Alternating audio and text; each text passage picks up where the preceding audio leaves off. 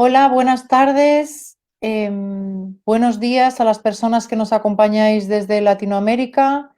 Una vez más, desde la editorial Sentir, agradeceros vuestra confianza en la editorial y en todos los eventos y actos que vamos celebrando con las diferentes publicaciones que ofrecemos desde la editorial.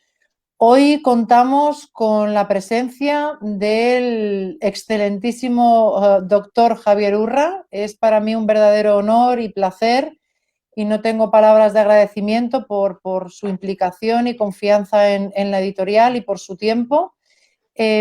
Presentamos su libro de afrontamiento psicológico en momentos de crisis. Antes de pasar a presentarle, para aquellas personas que no nos conocéis, introduzco brevemente la editorial Sentir. La editorial Sentir nace hace aproximadamente unos 4 años, surge del grupo editorial Marcombo, con más de 75 años de historia y recorrido.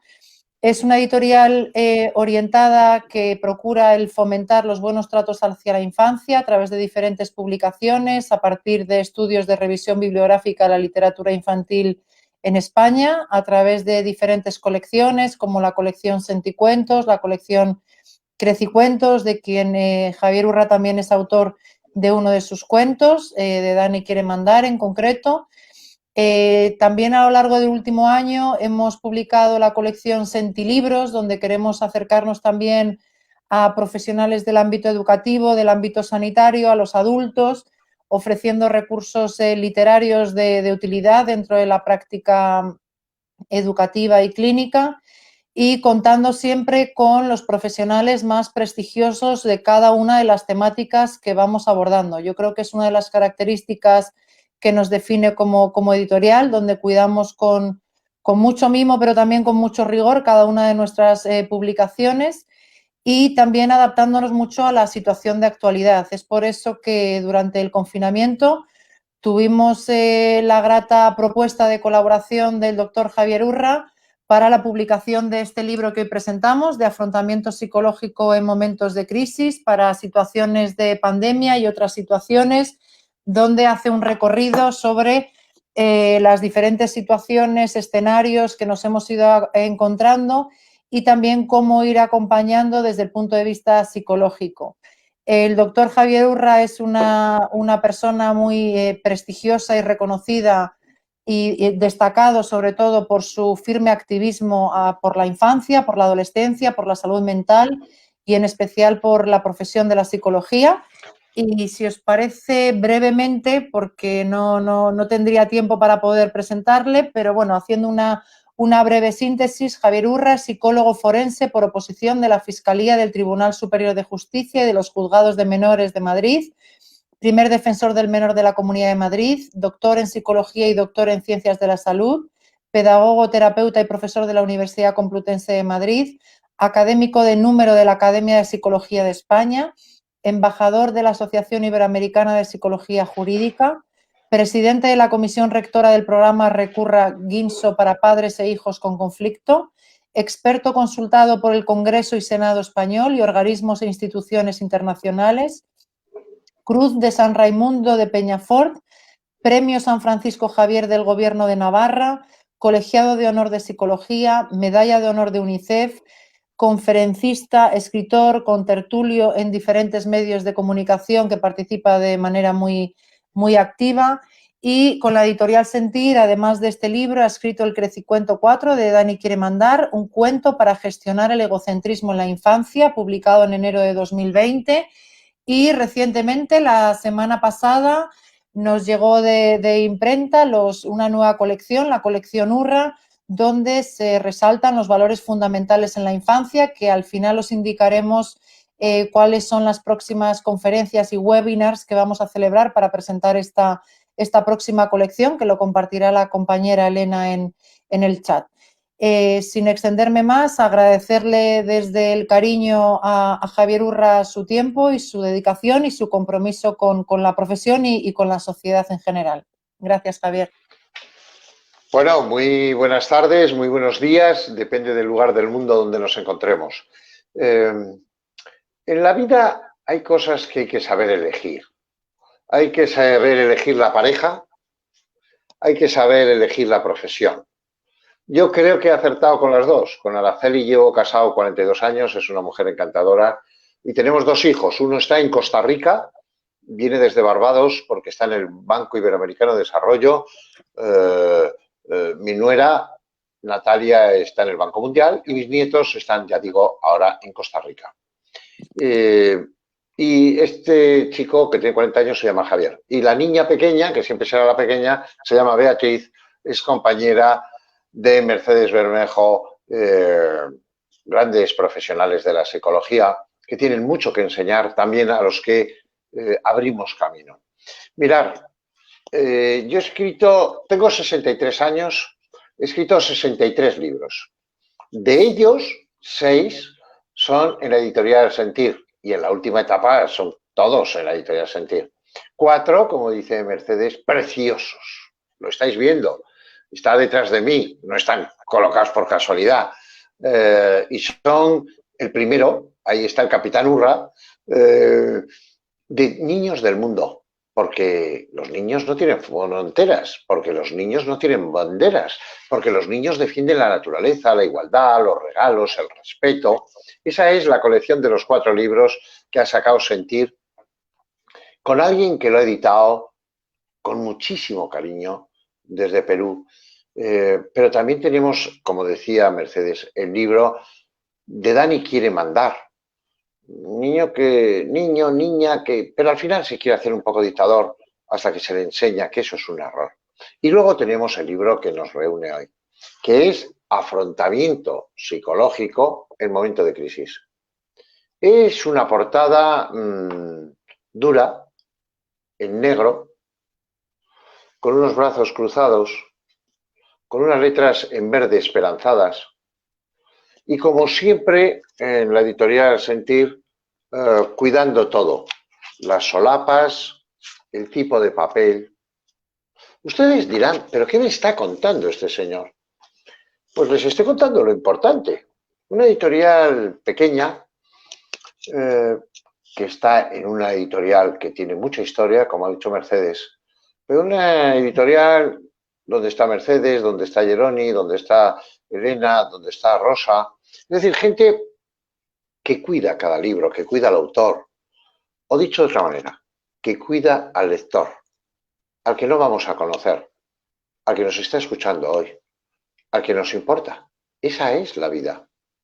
Dijo alguien, si me fuese a morir mañana, plantaría un árbol. Claro que sí. Lo importante es hacer, porque nosotros hemos heredado y hemos disfrutado de los Andes y del Atlántico y de los locos en Chile y de tantas, y del pisco, que no entraré a decir de dónde nace. Por lo tanto, gracias por estar ahí. Gracias a la editorial Sentir. Nos une que somos especie humana y nos une la pandemia.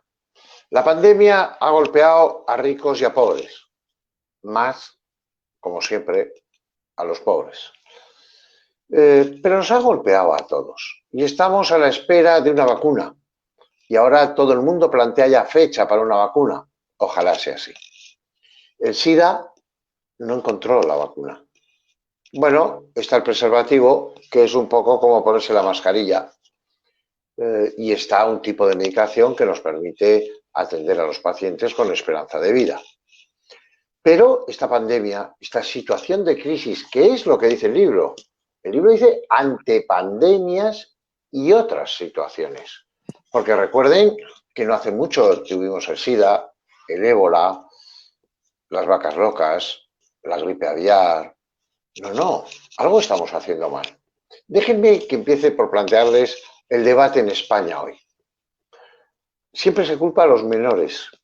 ¿Por qué los niños tienen que ir a la escuela? Este es un tema que le preocupa siempre mucho a la querida Mercedes Bermejo, porque ama a los niños, porque escribe para los niños, porque se fotografía con los niños, porque es muy alta, pero es una niña. Entonces, ¿tan transmisores son los niños? Y la respuesta es no. Los niños tienen que ir a la escuela. Porque yo doy clases en el Cardenal Cisneros, que pertenece a la Complutense de Madrid, y mañana tengo clase y el 50% asisten y el otro lo harán online. No pasa nada para el nivel de información, pero los niños tienen que formarse en el contacto, en el diálogo, en el debate, en el juego, con el profe, con la profe, con los compis. Tienen que ir a la escuela. ¿Y qué ocurre con los adolescentes? Bueno, los adolescentes no han pasado mal el confinamiento porque sus amigos, sus iguales, no salían. Y por tanto, se comunicaron en la red, que para eso son tecnológicamente muy desarrollados. Otra cosa es cuando se les ha dejado salir y quieren el piel con piel, el contacto, en lo posible la relación sexual, lo que es propio a cualquier edad y más en la adolescencia. Pero de verdad que planteo, los mayores, los vulnerables, estamos trasladándoles ser cuidadosos. No enferméis, podríais trasladarnos la enfermedad. Está bien, es ponerse en el lugar del otro, está bien. Pero antes de la pandemia, fueron los adolescentes, fueron los jóvenes, los que nos dijeron, oye, que os estáis cargando el planeta, la madre tierra, donde vivimos. Y yo creo que los mayores no lo dijeron, pero lo pensaron, dijeron, bueno, sí, pero yo no estaré. Este es un tema esencial, el respeto intergeneracional. Ahora a los jóvenes para que nos cuiden, nos protejan a los mayores, pero siempre los mayores, porque hemos no heredado la tierra, estamos de alquiler, estamos de paso y tenemos que dejarla mejor para los que nos continuarán. Afrontamiento psicológico en momento de crisis nace desde la necesidad de un ciudadano, que se llama Javier, desde la responsabilidad de un académico de número de la Academia de Psicología de España. Y dijimos, vamos a escribir en el día a día, vamos a escribir un diario con el rigor que exige la academia, pero con la capacidad de divulgación, con el gusto. Y así está en la entradilla. A quienes todavía leen, sueñan y se comprometen. A estos va dedicados un libro que empieza con afrontamiento psicológico. La atención primera no puede ser de otra manera, la atención física. Claro que estamos viendo casos muy dramáticos de gente que ha estado en las unidades de cuidados intensivos o en las unidades de vigilancia, las UBI, y que han estado mucho tiempo intubados y que generan delirio y que tienen dificultades para comunicarse. Es más, el otro día escuchaba a un juez, buen amigo, al que le entrevisté en su momento para un libro que se llama Charlando sobre la infancia, que es el juez Garzón, un hombre, Baltasar, que tiene mucha relación con Iberoamérica y que ha padecido el COVID. Y decía, me cuesta mucho fijar la atención, ya no tengo la misma memoria. Y no hablábamos de otros aspectos, de secuelas renales, hepáticas, neurológicas. Esta es la verdad. Pero es que en la UBI, de la UBI se sale la mayoría de las veces. Pero ¿y cómo se sale? ¿Y quién te atiende? ¿La familia?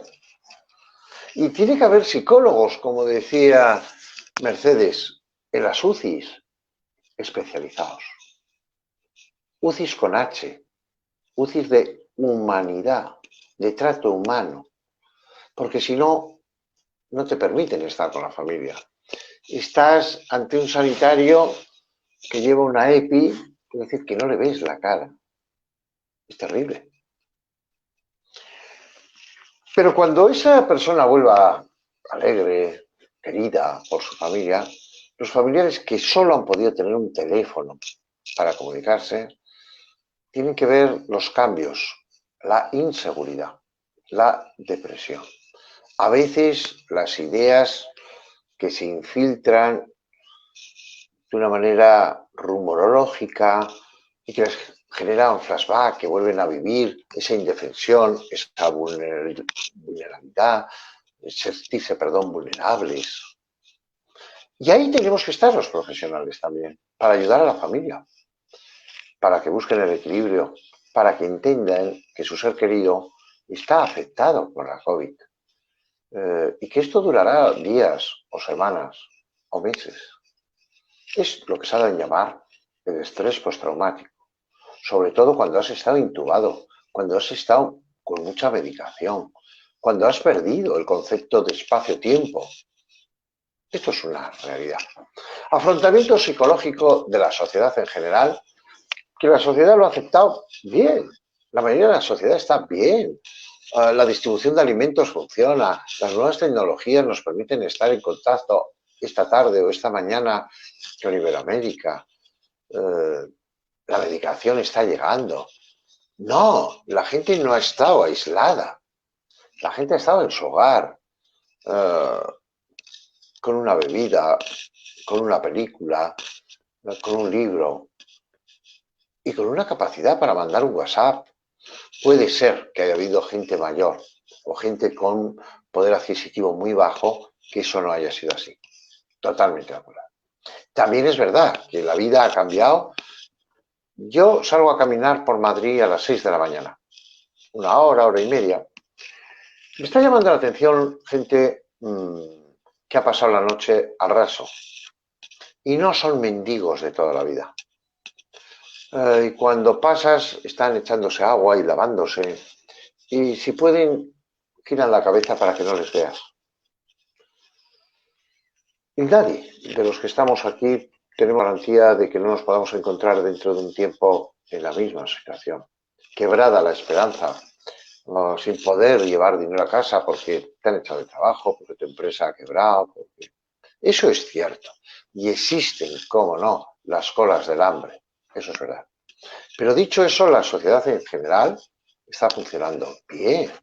Y si nos vuelven a confinar, funcionará bien. ¿Habrá más suicidios? Sí. Más violencia autoagresiva. Habrá más violencia heteroagresiva. Claro, y lo notaremos en la conducción, y lo notaremos en el enfado. Estamos arrastrando una tensión. Y entonces esa emoción que se mantiene en el tiempo o genera huida, que es lo que pasó al principio, con el miedo, con la angustia, nos dijeron a casa y todos nos metimos en casa. Ah, por cierto, esto hay que estudiarlo, ¿eh, Mercedes? Habrá que hacer una tesis doctoral o tendremos que escribir un libro. Entre libertad o seguridad, hemos optado por seguridad. Es todo un tema. La obediencia debida, todo un tema. Bueno, a partir de ahí ha habido gente que hasta se ha sentido bien. Oye, hay gente que es muy poco sociable, que no le gusta estar con otras personas y ahora tiene su excusa de decir, oye, mejor no nos reunimos. Bueno, están tan a gustos confinados en un confinamiento que ha sido siempre parte ontológica de su vida. Pero la mayoría de la gente hemos cambiado los hábitos. Y mucha gente trabaja desde el hogar y no salimos más de 6. Y en España, fijaros, a las 12 de la noche ya no puedes estar en la calle. A las 12 de la noche. Pero se ve a veces que salíamos a cenar a las 10. Por lo tanto, hemos cambiado las conductas, los hábitos. Pero cuidado, no hemos modificado en nada las preferencias, las actitudes, lo esencial. Hace 2 años creamos el Instituto del Conocimiento Mar de Fondo. Bonito nombre. Leo Farache, un gran comunicador, economista. Enrique Domingo, muy buen sociólogo. Y yo mismo, Javier Urra, psicólogo, pusimos en marcha y realizamos 4.000 entrevistas.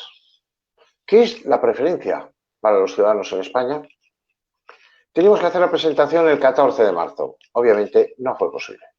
Pero entonces lo que hicimos es, hagamos otros 4.000 estudios cuando salgamos del confinamiento y analicemos la diferencia del antes y el después. Créanme, el estudio está a su disposición. A quien me lo diga que se lo mande, yo se lo hago llegar. No ha habido nada de cambio. Cero.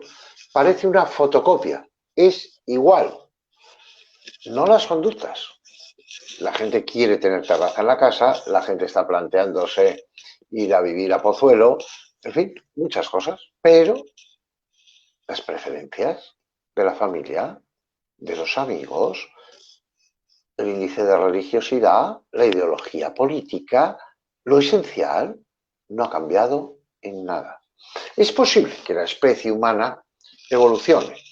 Bueno, no lo sé, tengo mis dudas. Tendría que ser muy largo este periodo de y varios confinamientos. Pero las guerras mundiales trajeron, por ejemplo, la Declaración de Derechos Humanos. Bueno, ya veremos si cambiamos como tal. La respuesta no ha sido tal. Los países han cerrado a título nacional, a veces a título regional. Las grandes instancias internacionales, yo creo que no han estado al nivel. Habría que dudar del tema de la Organización Mundial de la Salud, pero otras instancias nos hemos dado cuenta que no hay líderes, nos hemos dado cuenta que los políticos gestionan lo que pueden, pero que no son capaces de anticipar. Nos hemos dado cuenta que muchos países, los que tenían la responsabilidad de comunicar, son muy malos comunicadores. No saben transmitir un criterio, no saben generar confianza ni fiabilidad, no son coherentes. Yo creo que no se creen ni a sí mismos. Esto genera también una gran inseguridad, porque cuando tú no crees en quien te da una norma, incumples la norma. Por eso este libro de la editorial Sentir, afrontamiento psicológico en momento de crisis, busca dar respuestas. Por ejemplo, no soy, somos. Lo importante no es Mercedes ni yo, son ustedes. Porque si no, ¿para qué estamos dedicando esta tarde? Son los otros. Esto yo creo que es importante porque en el confinamiento hemos dedicado mucho tiempo a nosotros mismos, en nuestra soledad, en nuestro espacio, en nuestro reencuentro, pues quizá nos hayamos conocido un poco más.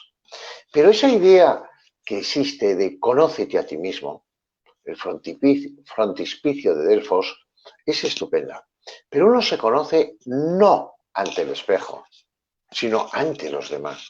Cómo me responden, cómo me valoran, cómo interrelacionan conmigo. No soy, somos. El ser humano nace humano, pero se reconvierte en persona, desde el lenguaje, desde la capacidad para reír, para llorar, para imaginar, para tener espiritualidad, para tener nostalgia del ayer, para anticipar el futuro. No soy, somos. De eso habla ese artículo en este libro. También lo que nos ata a la vida. Víctor Frank, que estuvo en el Holocausto, un psiquiatra vienés, ustedes han oído hablar de él, que cuando montó su consulta, algún paciente le decía, la vida no tiene sentido, esto es un desastre, y él les miraba a los ojos y les decía, ¿por qué no se suicida? Y el interpelado, el paciente, decía, ¿pero qué dice? Yo tengo mujer, tengo 2 hijos, tengo... Es por eso por lo que usted tiene que luchar en la vida. Pero es verdad que había algún paciente que no le sabía contestar. Entonces Víctor Frank le decía, a partir de hoy, usted tiene una razón para vivir. Es encontrar la razón de la vida. Me parece que es ser directo, que es no quedarse en la epidermis, que es ir a lo central. ¿Qué le importa a Mercedes Bermejo? ¿Qué le importa a usted? La última pregunta de su vida, ¿para quién he vivido? ¿Para qué he vivido? ¿Mereció la pena haber nacido? Y eso hay que darle respuesta. De ahí viene escribir cuentos, para que los niños tengan una razón, para que entiendan lo esencial, que viene una sociedad, que es precioso este planeta con los 1000 conflictos, con los 1000 problemas, con los egoísmos, pero también con la generosidad, con el altruismo, que ha demostrado la pandemia. El siguiente artículo habla, cómo no, de las soledades. Bueno, cuando vas teniendo edad, te encanta estar solo. Esto lo tengo que decir. Yo a veces cuando iba a dar conferencias, joder, te esperan en el hotel y es que no te dejan estar solo 5 minutos. Y luego te llevan a cenar, y luego te hablan, y luego, oiga, déjeme pensar, déjeme pasear, déjeme cotillear, déjeme aburrirme. No todo tiene que ser ruido, no todo tiene que ser música, no tiene... Pero hay otra soledad que no es buscada. La señora de 83 años que vive en un cuarto sin ascensor, que además sabe que su hijo va a ir a verle los martes 1 hora y no más. Esa soledad que atrapa, esa soledad que enloquece, esa es terrible. Por eso es importante aportar. Todo vecino puede aportar el hacer una tortilla de patatas y subírsela al vecino. Y con la excusa de la tortilla de patatas, dedicarle una hora y hablar y escuchar y estar en contacto, porque somos seres sociales, radicalmente sociales, para gustar del otro, para discutir con el otro. Yo, que viajo mucho a Iberoamérica, y en particular a Chile, donde he sido profesor 14 años de la Universidad Diego Portales, o a Colombia, a Bogotá, a la Universidad Javeriana, o a Lima, o a México. Muchas veces voy en el avión y digo, joder, qué suerte que por ahora no se me ha montado nadie en el asiento que está al lado. Hasta que llega alguien y se sienta y ya iniciamos el vuelo. Y muchas veces me alegro mucho de la conversación que tenemos en esas 8 o 13 horas de vuelo. Así somos. Por un lado nos gusta la independencia, la soledad, por otro la comunicación con la persona, que es interesantísima y que posiblemente jamás vuelvas a encontrarte con él. De eso habla este libro. Habla del brevísimo decálogo para sobrellevar la cuarentena, del humor, de la palabra, del perdón, de darse cuenta de lo que es lo esencial. Yo vi al menos 80 películas con mi mujer por la noche. Yo voy mucho al cine, pero 80 películas son muchas películas. Y comíamos pues cosas agradables y yo creo que no discutimos ni una sola vez. ¿Había razones para discutir? Yo creo que sí. O por lo menos yo seguro que generé. Pero no merece la pena. Cuando te das cuenta de que la gente está muriendo, cuando te das cuenta de que hay traqueotomías, ¿por qué nos disgustamos por cosas que no son esenciales? Y ahí quedó el coche aparcado en el garaje. Cuando en normal uno está sacándole brillo, cuando uno se disgusta porque le han hecho una raya. Pero es importante. Esto es algo positivo que nos aporta una cosa tan terrible y tan negativa como es la pandemia.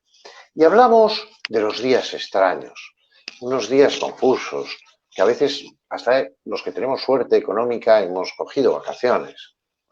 Pero son vacaciones donde no puedes estar con todos, donde sabes que estás en una nueva normalidad, que es una forma eufemística de decir que esta no es la normalidad. ¿Qué mensaje nos han mandado en España desde el presidente del gobierno? El virus está vencido. Eso fue un error. ¿Qué mensajes de saldremos más fuertes? ¿Más fuertes de qué? Con 50.000 muertos, con la economía destrozada, con gente en paro, con empresas quebradas. ¿Más fuertes por qué? Claro que la psicología positiva es esencial, nos lo explicó Seligman o en España Carmelo Vázquez, pero no la psicología bobalicona. No, no. Esto lo que nos hace es madurar, lo que nos forja es el carácter, pero desde el dolor, desde las pérdidas, desde el sufrimiento. No, no. No, no, no transmitamos cosas que no son. No tratemos a los adultos como niños. Por cierto, tampoco traslademos a los niños o los tratemos como adultos. Bueno, si seguimos este libro, que se lo estoy mostrando varias veces, porque además la editorial Sentir se encarga de que llegue a Iberoamérica, podemos hablar del duelo y la pandemia. Bueno, yo tenía una madre magnífica, además yo soy hijo único y ya siempre lo seré. Mi madre estaba con 8 años de Alzheimer en una magnífica residencia, Los Nogales, pero no pudo superar la pandemia y murió. Hubo que llevarla a un lugar de frío, en San Isidro. Después tuve que llevarla al horno crematorio. Después ir a recoger las cenizas. Y mucho después, el 1 de julio, poder llevar las cenizas a nuestro panteón en Navarra, de donde somos originarios.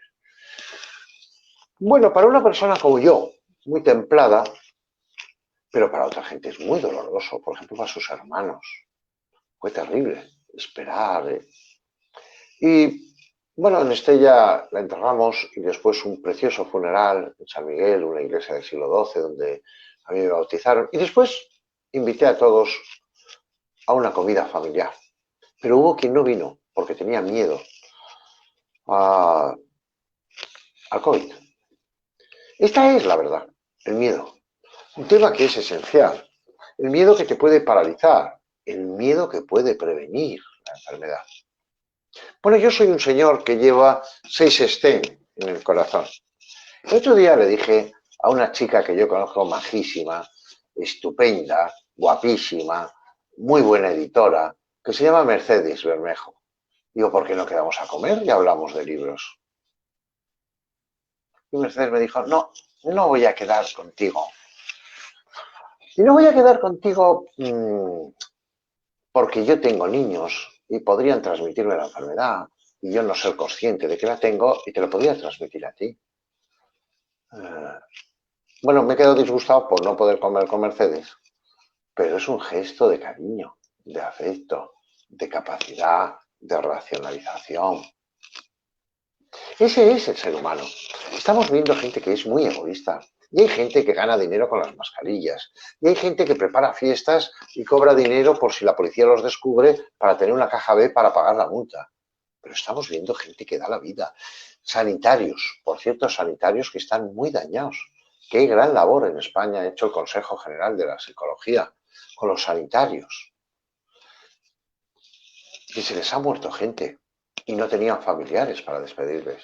Con sanitarios que no tenían al inicio EPIs para defenderse y que además tenían miedo de transmitir la enfermedad a sus familiares. Con sanitarios que han tenido que cerrar los ojos a quien ha muerto porque no tenía nadie alrededor, porque no se prohibía, no se permitía, perdón, la presencia de familiares. Este es un tema. El problema no es que colapsen los hospitales, que también. Es que los sanitarios están agotados emocionalmente, aunque ellos muchas veces no quieran reconocerlos.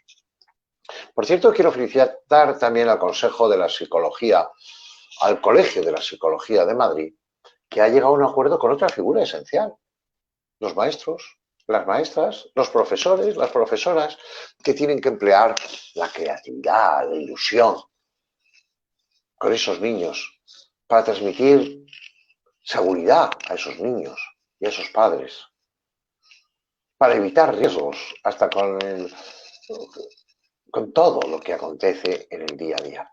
Por lo tanto, se está haciendo una gran labor desde muchas profesiones, cómo no, desde esa ciencia de las ciencias también del ser humano que es la psicología.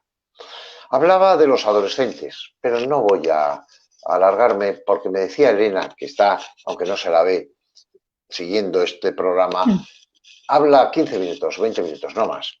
Pero los adolescentes también han crecido, los adolescentes también han sufrido, los adolescentes también se han planteado y tenemos que plantear en nuestros países qué futuro les damos a nuestros jóvenes, porque a veces no van a tener posibilidad para adquirir una vivienda o para generar una pareja. En España se plantea tener hijos a partir de los 31 años, cuando la biología empieza a echar el freno. Esta es una realidad de una adolescencia que se ha cortado en la edad de infancia y por lo tanto se inicia pronto la adolescencia y se alarga. Hablábamos en este libro de pensar el futuro, pensar el futuro. ¿Cuál es el futuro? No lo sabemos, decía Ortega y Gasset, yo soy yo y mis circunstancias, y si modifico las circunstancias en algo cambio yo. Pero tenemos que hacer un futuro para nuestros jóvenes, para nuestros mayores, para nosotros mismos, aunque sea en esta situación. Otros que nos han antecedido han tenido hambrunas, han tenido pandemias, han tenido guerras mundiales. Por lo tanto, afrontemos lo que nos ha tocado y no hemos elegido. Este es también, y es un artículo escrito en el libro, un laboratorio de perplejidades. Nunca nuestras ciencias hubieran podido, por la ética, hacer un estudio como este que nos llevará años para saber qué ha supuesto para la ciudadanía, cómo se ha planteado, cómo se renueva, qué ocurre con un niño que ha nacido en la pandemia, qué ocurre con tantas y tantas cosas. Este es, por lo tanto, una perplejidad que afrontamos. Hablábamos de las necesidades de los niños que siguen siendo las de siempre. El cariño, la seguridad, el apego, el vínculo. Y hablábamos de las circunstancias. Unas circunstancias, digo, que no son adversas. Yo quisiera ir a Costa Rica a ver a mis nietos. ¿Cuándo podré ir? No lo sé. Mi hija se tenía que haber casado. Bueno, se ha casado por lo civil, pero no se ha podido casar e invitar a los amigos. Pero eso no quiere decir que yo no quiera a mis nietos. Eso no quiere decir que Beatriz y Carlos no quieran a sus amigos y a sus familiares. Muy al contrario. Quizás ahora es cuando demostramos más el cariño.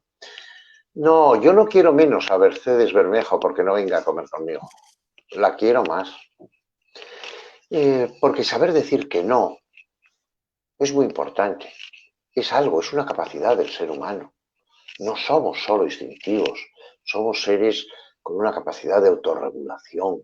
Eso es responsabilidad, eso es libertad. De eso se habla en este libro. Hablé de que me sorprende el ámbito festivo que se le estaba dando a esta tragedia.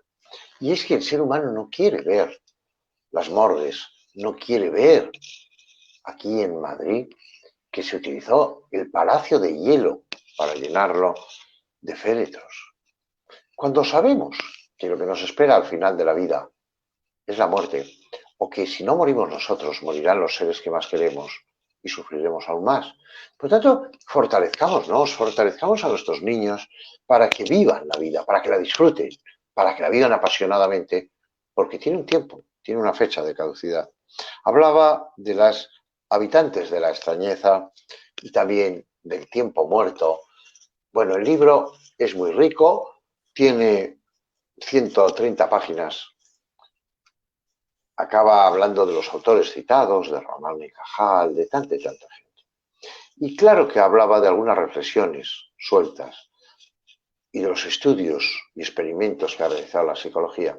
Es un libro próximo, divulgativo, cariñoso. Es un libro que nace del corazón, donde en unas páginas estoy escribiendo cuando acabo de dar tierra. Vamos, no he dado tierra, pero tengo las cenizas de mi madre en casa. Este es el libro, un libro que nace de la realidad. Un libro que se expande, un libro que crece, porque Mercedes Bermejo y todo su equipo, Jeroni, Rosa, Elena, siguen trabajando para que ustedes lo conozcan. Y si hace el bien a una sola de las personas, pues ya mereció la pena. Muchísimas gracias y me pongo a su entera disposición, no sin antes decirles que estas Navidades deben de conseguir esos cuentos que estoy señalando y que están justo detrás, para sus niños, para sus nietos, para sus alumnos. Muchísimas gracias y si hay preguntas y sé contestarlas, estaré encantado en hacerlo. Muchísimas gracias, Javier. Siempre es una delicia escucharte, pero es verdad que es estremecedor escuchar tus palabras, lo impactante de toda la situación que venimos sufriendo y padeciendo las personas.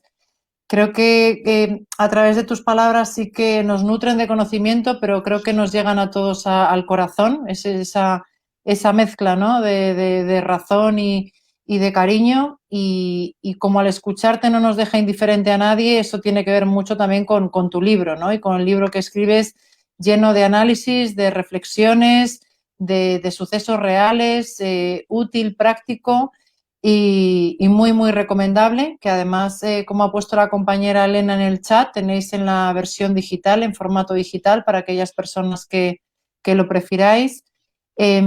Agradecerte las palabras y tenemos algunas preguntas por parte de las personas que nos están siguiendo. En primer lugar,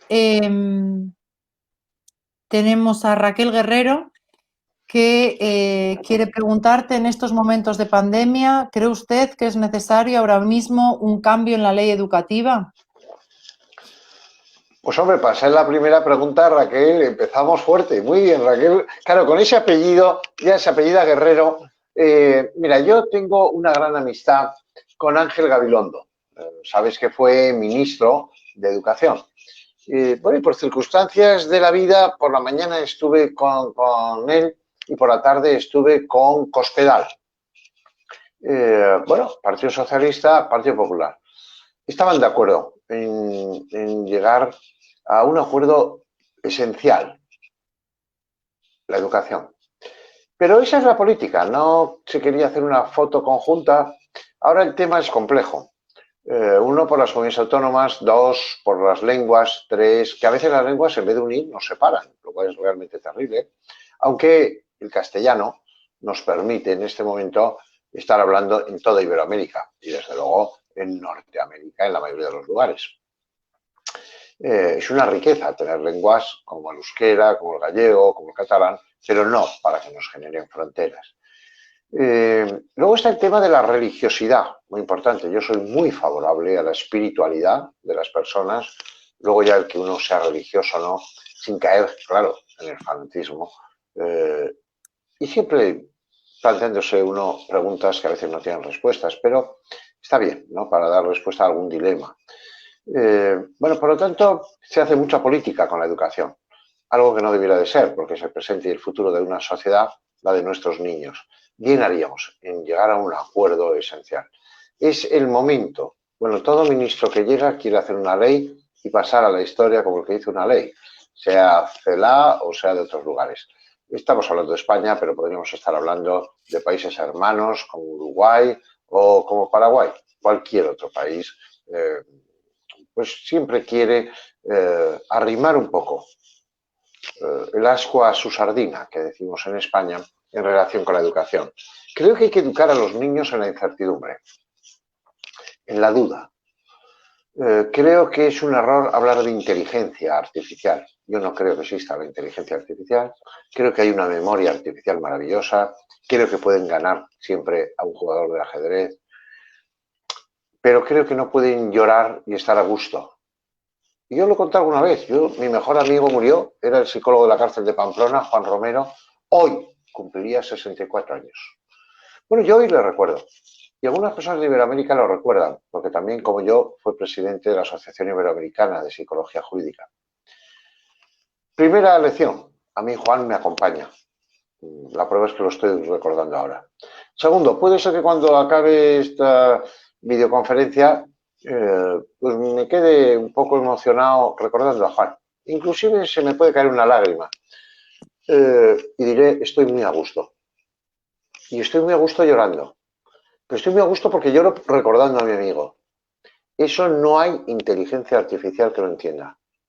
No, no la hay. Esta es la riqueza del ser humano. Como no entiendo cuando alguien dice, la persona que más quiero es a mi perro.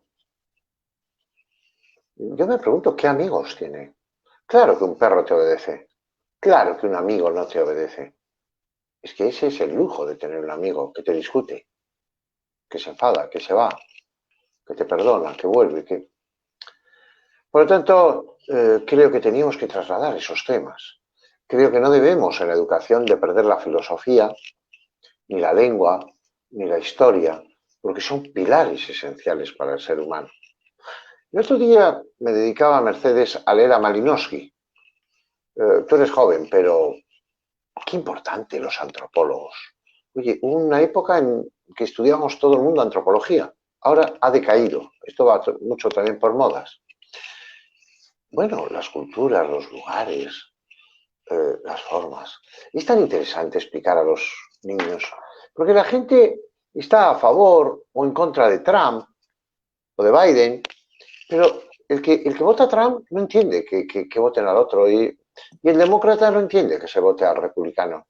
Y hay que explicarle a los niños que esa es la subjetividad del ser humano, que la verdad no está en uno, que una cosa son las ideas, que otra cosa son los planteamientos, que hay que saber argumentar, que la creencia se está, no se debate, que el fanatismo no permite dialogar.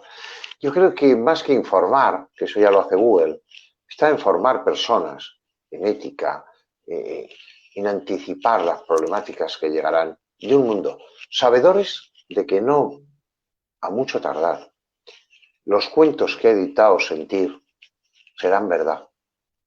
Y los niños y los menos niños vivirán en otros planetas. No lo duden. Muchas gracias, Javier. Estamos fuera de tiempo, pero vamos a hacer una pregunta rápida de Miriam por no dejar preguntas sin responder. Buenas tardes. ¿Cómo cree que se podría superar o sobrellevar esos momentos de tristeza o picos de malestar que sientes cuando llevas meses sin ver a tu familia y notas que toda esta realidad te supera? Bueno, Miriam, es una pregunta muy, muy humana, ¿no? La tristeza te acompaña, a veces se convierte en angustia, esos picos de ansiedad y no puedes estar con la familia. Bueno, lo primero que hay que hacer es aceptar. Lo primero es convivir. Lo segundo es trasladar a la familia, no estoy con vosotros no porque no quiera, sino porque no puedo o porque no debo, que es un gesto, como decía antes, de generosidad, de altruismo, de capacidad. Y luego yo le daría el consejo, Miriam, en lo posible, ayude a otra gente. El ayudar a los demás es muy bonito. Y al final te ayuda a ti mismo, aunque no debe de ser la razón por la que uno ha de ayudar. Traslade lo mejor de usted. Y eso es esencial. Ilusiónese por el día que tengamos el reencuentro. Pero para decirle, Miriam, la valoro, no hace falta que yo a usted la conozca, ni que esté a su lado. Usted me ha formulado una pregunta y yo le doy la mejor respuesta que puedo. Y usted sabe que es verdad. No digo que sea una buena respuesta, pero sí sabe que es la mejor respuesta que Javier Urra le puede dar. Y usted me cree. Y no nos vemos. Y quizá no nos conocemos. Y muy posiblemente no nos volvamos a conocer. Si eso es posible entre usted y yo, ¿cómo no va a ser posible entre usted y su familia? Muchísimas gracias, Javier, por tu extraordinaria generosidad que siempre muestras y tu nivel de entrega por la sociedad, por la profesión, por la infancia, por la adolescencia. Nos encantaría quedarnos más tiempo escuchándote. Estamos fuera de tiempo. Pero Igualmente, perdón, Mercedes, sí. ¿haremos algún día alguna cosa así con los cuentos?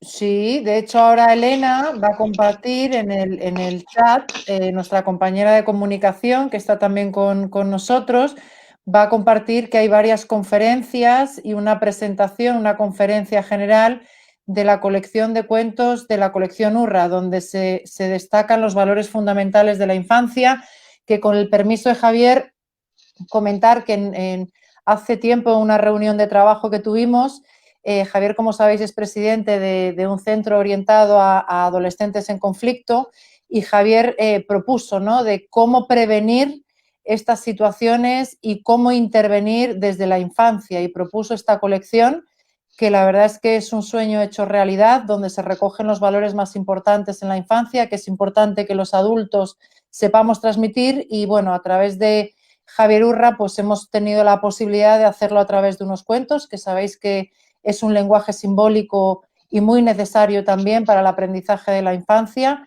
Son unos cuentos preciosos. Aquí tenemos uno de ellos, el que fomenta el cuidado hacia los animales, hay otro de la solidaridad, hay otro que habla del respeto, hay otro que habla del cuidado al medio ambiente. Es una colección de cuentos maravillosa. Tenemos próximamente una presentación sobre estos cuentos y estos valores fundamentales que os invitamos a asistir. Estáis todos y todas invitados y esperamos que nos volvamos a encontrar, aunque sea en esta versión digital, que como decía Javier a Miriam, pues es una manera, un lugar de encuentro también que bueno, nos está sirviendo también para seguir con ese contacto humano, aunque sea desde la distancia. Antes de despedirnos, no sé si Javier querrías terminar comentando, diciendo alguna cosa. Sí, hay una palabra que es esencial. Gracias. Gracias a la editorial, gracias a Mercedes, gracias a ustedes, a quienes han formulado preguntas, a quienes se han quedado sin ellas. También les digo una cosa, si ustedes mandan por escrito a la editorial alguna pregunta y la editorial me la hace llegar, no duden de que yo la contestaré. Gracias. Gracias, Javier, por tu generosidad una vez más, por tu tiempo, por tu disposición, por tu amabilidad, por tu educación. No hay palabras de agradecimiento por ser como eres. Y muchas gracias a todos. Pediros que os cuidéis mucho, que espero que nos sigamos viendo aunque sea en este formato, que cuidéis de vuestras familias, que cuidéis en especial de las personas mayores y que en Sentir seguimos a vuestra disposición con actividades, con talleres, con newsletter y que nos seguiremos viendo. Un fuerte abrazo virtual a todos y todas. Adiós.